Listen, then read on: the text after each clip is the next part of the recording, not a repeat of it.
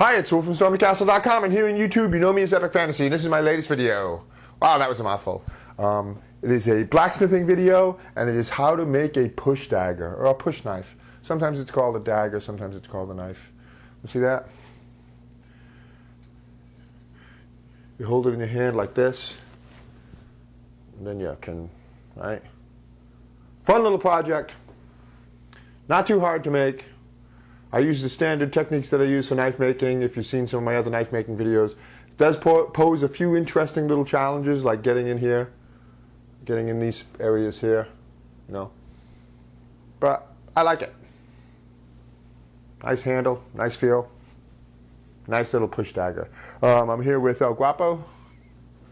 That's right, Epic Fantasy. That's the YouTube channel with a dragon. That's right, and he is automated. His mouth opens and closes, and smoke comes out, and his eyes light up. So it's a lot of fun. If you want to know more about El Guapo, poke through my videos. I have, stuff on how he's made and how he's automated and stuff like that. And I'll be using him some more in some upcoming stuff. Thanks for watching my video. Thanks for watching my channel. If you're a subscriber, thank you very much. I much appreciate it. If you're not a subscriber, hit that button. Always lots of videos, interesting stuff coming. I don't just do blacksmithing and dragons. I do all kinds of other stuff.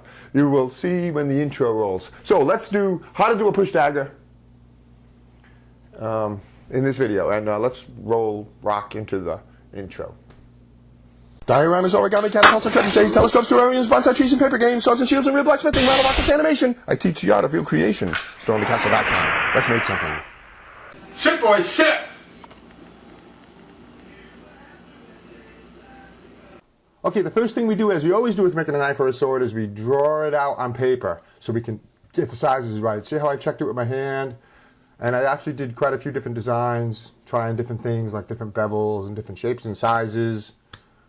And the template that I have for this project, the final one, is on the website if you want to download that and use that one to make your push dagger. So go ahead and cut that template out.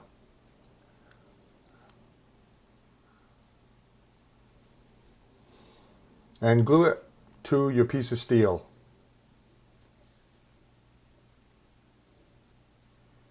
Now we can go ahead and do something called profiling the knife, and that's cutting it all out, rough shaping it here.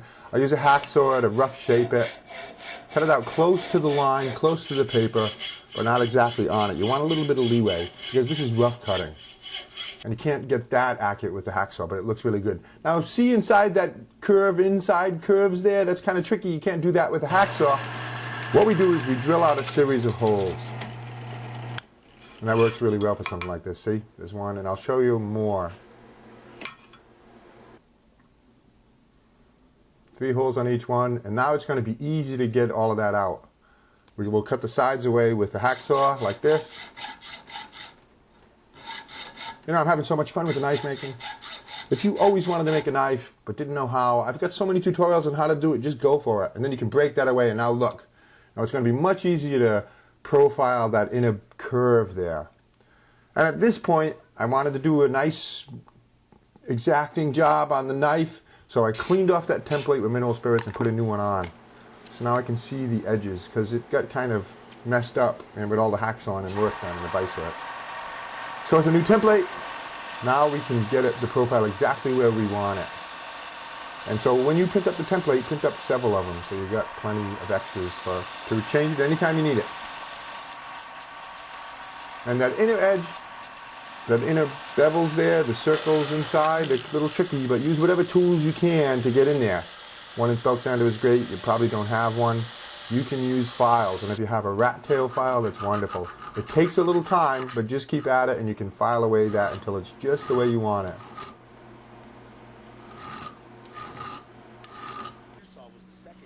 So now let's put the holes for the handle. Mark them off where you want them. Use a center punch to punch a little divot so the drill won't move around. The drill will drill exactly where you want it. That's what that does, that center punching. And drill them out. 1/4 inch hole. Looks good. Amazing how in 4 minutes the knife is coming together. Now let's work on the handle. Nice hardwood there. Trace it out. And then we're going to cut all of that out with whatever tools you can muster and a little bit big. See how thick that is? Each half is about 1/2 inch thick. So see, I'm going to cut it down to thickness. You know, and just have fun with it. Takes a little while if you're using a hardwood. See, it's just about ready. Wonderful, looks wonderful.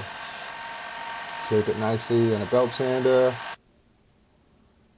See, and this is how it's going to go. One piece underneath and one piece on top.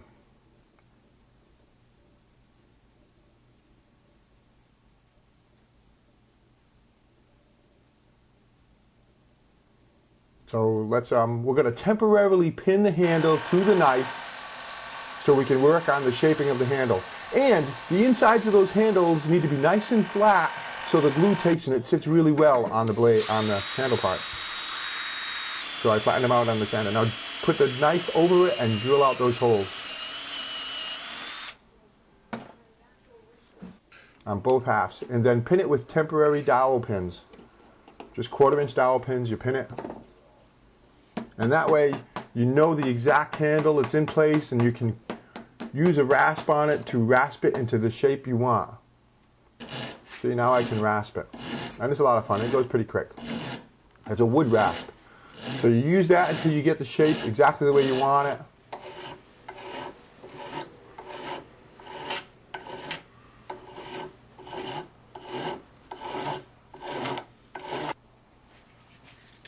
Sand it up, make it look good. And we're ready to, let me think. Nope, not quite yet. But see, there you go. Looks good.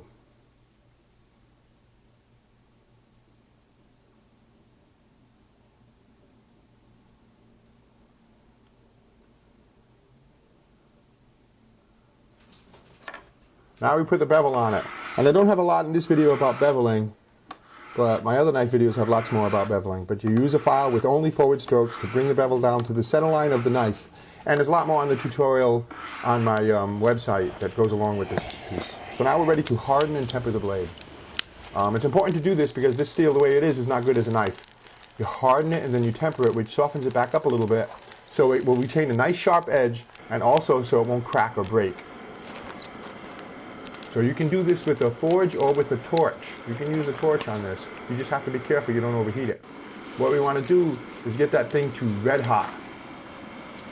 And to know it's at the right temperature, hardening temperature, that's Curie temperature, you use a magnet. When a magnet no longer sticks to it, it's ready.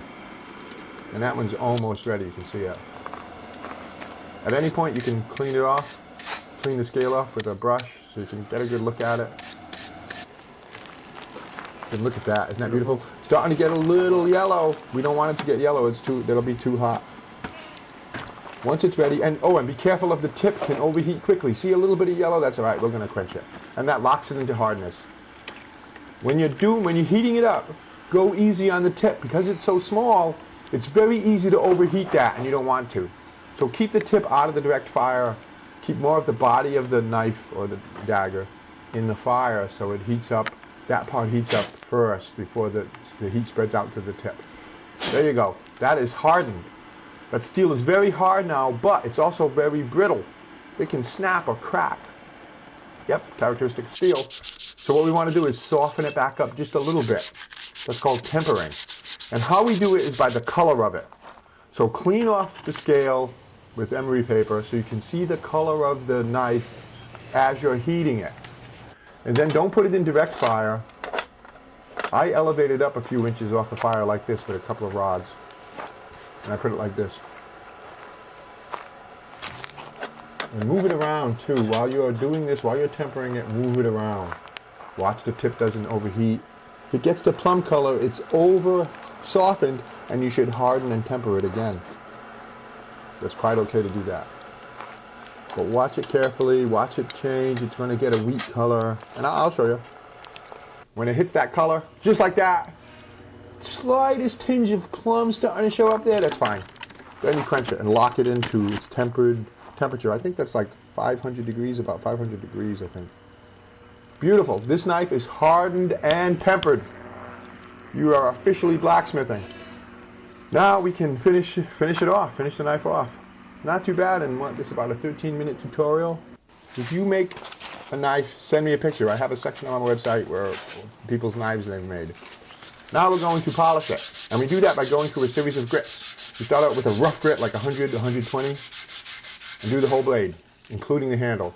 Then we move up the grits by about 100. So I go to 220, polish it up nice. And at this point, we don't have to really worry about the handle that much because it's going to be covered. 320. Then I think I did, well, we'll see, 420 maybe, then 600. Go as high as you want it. The higher the number you go, the more polished it will be. Then I think I might have touched it up with like 1600, like this. So, once you get it to where you want it, that blade is polished. Now we're going to finish it by the permanent pins. I'm using 1/4" brass rod. You could use wood again if you wanted. Make those rods a little bit longer than the temporary pins you had. And cut them. And this is magic. It goes from one cut to all done. Yay! You know, if you're subscribed to my channel, thanks for subscribing. Now what remains is to glue that handle together. I'm using 5-minute Gorilla epoxy glue, which works terrific. You mix it up according to directions. And this stuff is have 5-minute workable time, which is plenty of time. 30 minutes, 5-minute set time, 30 minutes to workable, which means you can start working on the knife again, which I like. Put a liberal amount on each handle half.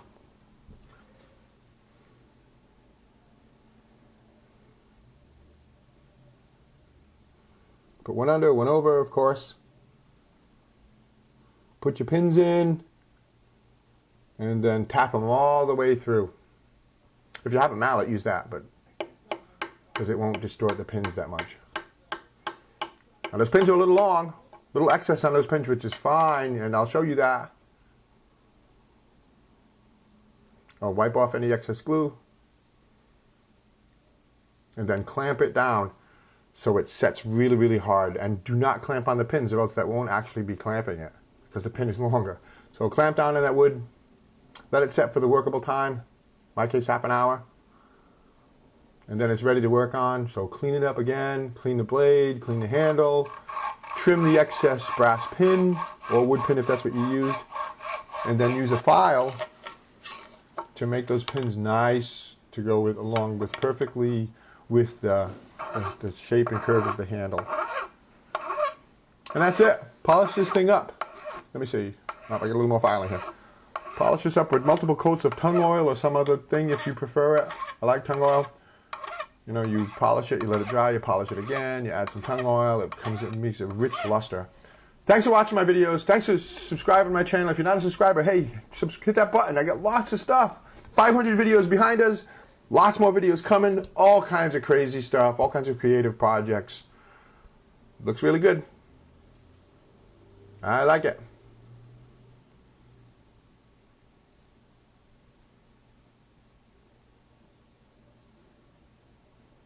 Nice. I love that wood. So here's a couple more things. I got lots of stuff, but here on top is how to make a medieval helmet, part 1. And on the bottom is how to make an actual sword. Yep, we do.